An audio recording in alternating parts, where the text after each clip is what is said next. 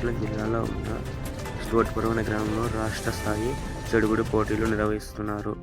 అందరూ ఆహ్వానితులే. ఈ టోర్నమెంట్ని నిర్వహించడానికి ముఖ్య ఉద్దేశం శ్రీ బచ్చు భాస్కర్రావు గారి జ్ఞాపకార్థం వారి కుమారుడు శ్రీ బచ్చు రామకృష్ణ గారు మరియు కంపా జై చైతన్య గారు ఇరానీ కేఫ్.